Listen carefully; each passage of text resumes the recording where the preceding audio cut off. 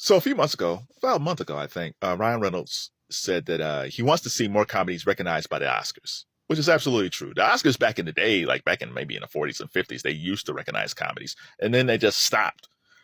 Quote, one of the greatest injustices is that Eddie Murphy doesn't have an Oscar for the Nutty Professor. This is absolutely true.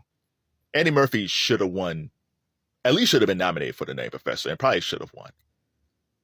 There's that scene when Dave Chappelle is going after Sherman, and he's on a date with Miss Purdy, played by Jada Pinkett, and Dave is just killing him, talking about his weight and all that stuff. And even with all that prosthetic, you felt so sad for him. You saw the emotion, the fun they was having with Jada, and then all of a sudden, the emotion is like, oh my god, like I'm nothing but a fat guy. No one will ever respect me. Who will ever love me? I'm just a big fat dude, and I'm just a butt of the joke. Oh, it was just horrible. And then he transforms into Buddy Love and he gets revenge and all that stuff. But the fact that Murphy played this character and he wasn't Axel Foley. Like, I made a video about how this 40 years since Beverly Hills Cop. And at the beginning of Eddie Murphy's career, like there was a derivative of the same type of character, but they were all different, right? Like you had Reggie Hammond in 48 Hours, and then you had his character in Trading Places, and then you have Axel Foley. But it was all kind of like the cool, fast talking guy. But different elements to it, right? Because in 48 Hours, like he's in jail. In Trading Places, he's a homeless guy, and then in the Cop, he's a cop. But then there's a pivot, right? There's a pivot with Coming to America, and the pivot is he still does pockets of the fast talking guy, but he's doing something different. Like when you're watching Eddie Murphy in Coming to America, you're not like, oh, that's Eddie Murphy doing an African accent. Oh no, that's Prince Akeem. And you're rooting for Prince Akeem to find his princess, right? To find his life in America. Like you're rooting for this guy. It's the same thing with the Nutty Professor. Like you're rooting for Sherman Klump. Like the way he played those roles, like you were rooting for Sherman and you hated Buddy Love, even though it's the same actor. It's the same guy. It said, boo, I hate that guy. Oh, that's Eddie Murphy. Yeah, I love that guy. Oh, that's Eddie Murphy. It's fantastic. And he's not only doing that, he's playing the Klump family. He's playing the mom. Hercules, Hercules, Hercules. He's playing the dad. He's playing the grandmother. He's playing the muscle-bound brother. And they all have different types of personalities. That's not easy to do. Marlon Wayans tried to do something like that a few years ago, and he was saying how difficult it is. And that's the brilliance about Eddie. Like, he makes this stuff look so easy. It's like, oh, yeah, I'm just going to put makeup on and just give all these people, all these different characters, different personalities. That's not easy to do. We take these things for granted. So when someone does this like Murphy, it's like, well, what are you guys looking at? You see, he's not only just playing this one role, he's playing multiple roles and giving these people multiple personalities. There's nobody, I can't think of anybody right now who could pull off his version of the Nutty Professor today. I can't think of anybody. Now, if we go back to that time period, because I think it was like 96, if we go back to that time period, there's only a couple of guys I can think offhand who can pull off that role. Mike Myers, because what Mike Myers pulled off with Austin Powers. I love Austin Powers. But Mike Myers also can do multiple characters under prosthetics and things like that. So Mike Myers, but I don't know if he could have pulled off the Nutty Professor like Eddie and Jim Carrey back then. But the Jim Carrey version would have leaned more towards the Jerry Lewis version, the original Jerry Lewis version, where he's just playing the Professor and Buddy Love. You know, I could see him doing Jim doing the Jerry Lewis version more so than the Eddie version. There's nobody who can pull off the Eddie version, especially if you're a great actor.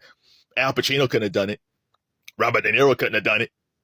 Brad Pitt couldn't have done it. You have all these Daniel Day-Lewis that we haven't seen for years. I think he's coming back. He could, and he's played like he gets deep in the characters. He couldn't have pulled that off.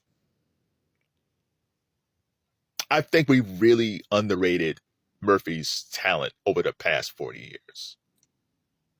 And the crazy thing is Murphy took a film that was almost untouchable. Like nobody remade The Nutty Professor by Jerry Lewis. Now, the original film came out in the 60s. Jerry Lewis directed it. Jerry Lewis has always been an underrated director. He was very innovative when it came to his directing. So his version of the Nutty Professor was similar but different. Like, his professor was super nerdy.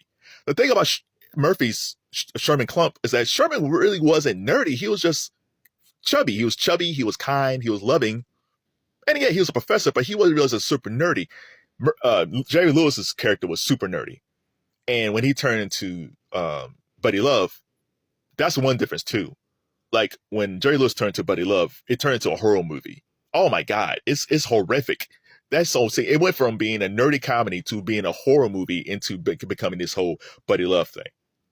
So that is, that's the one thing the Lewis version has over the Murphy version, where the transformation was just like insane.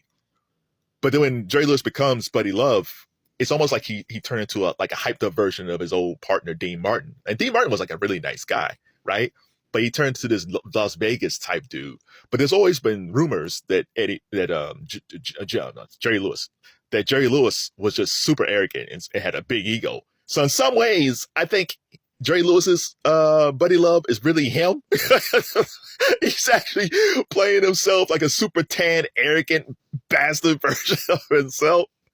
So there's that. So here's Eddie Murphy, like years later, saying, "Hey, I want to do that," and the brilliance of saying, like, I'm not going to do just a nerdy thing. I'm going to turn Sherman Klump into a fat person, and I'm going to make his whole family being chubby and all that stuff. Like, who comes up with that type of idea? Because it wasn't there before.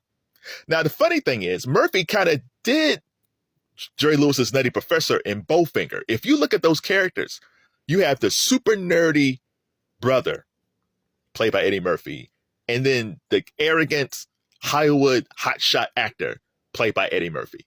So in some ways, he kind of made the Nutty Professor 3 times. Murphy did the Nutty Professor Part 1 and 2, and Bowfinger is kind of like a throwback to Jerry Lewis's Nutty Professor.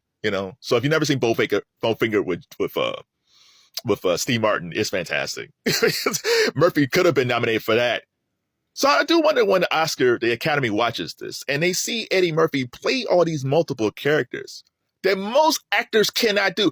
As much as Denzel Washington is probably the greatest actor of this generation, Denzel couldn't have done this. And Denzel's great. Denzel can never do what Eddie Murphy does. Now, again, Eddie Murphy couldn't do most of the things that Denzel can do, but Denzel could never do a Coming to America, even if he's great at it. Kind of slightly, but I don't think he could have done a Coming to America or the Nutty Professor. Like, it's just, that's not his skill set. Murphy has his own, even with Ryan Reynolds. Like, Ryan Reynolds is great, but Ryan Reynolds couldn't do what Eddie does. And I think that's why Ryan Reynolds said this, because it's like, even as a comedic actor, Ryan Reynolds is probably watching this saying, like, oh, I can't do that. I can play Van Wilder. I can play Deadpool. I can't do what Murphy's doing. So shout out to Eddie Murphy, man. I won't keep on shouting out to Eddie Murphy because I think, like, even his role, because I think we don't really give him enough credit. Even the role as the grandmother, so he's in the Nutty Professor. He has all these different scenes, and he's in the foul-mouthed grandma, man. That's fantastic too. He could have chose an older black woman to play that role, but he did it so well. You actually thought that was like a really naughty older grandma. Just spitting fire. But again, you're not looking at, oh, that's Eddie Murphy playing a grandmother. It's like, oh no, that's that foul-mouthed grandma. The only weakness of that film is actually Jada Pinkett. And it's not her fault. She was fine in it, but Stella Stevens in the original Nutty Professor was super sexy. I think Stella Stevens was like a Playboy playmate. It was like Stella Stevens was a great actress, but she was just like super sexy. And Jada's cute and feisty, right? But she wasn't Stella. And even Janet too, like Janet Jackson, I love Janet Jackson, but even Nutty Professor 2, she was okay in it. I think Janet was actually better in Nutty Professor 2 than Jada was in Nutty Professor 1. But I have to go back and watch. So if you haven't watched Nutty Professor in a long time with Eddie Murphy, please check it out. If you have watched it, tell me what you think of Eddie Murphy's performance. And if you've never seen the original with Jerry Lewis, please check it out. You may or may not like it because it's from the 60s, but I think it's good just to watch it to see the difference between what Jerry Lewis did or what Eddie Murphy did. Shout out to Eddie Murphy. And tell me your favorite Eddie Murphy prosthetic performance. And Golden Globes, give that man a Cecil B. DeMille Award. Eddie Murphy deserves it.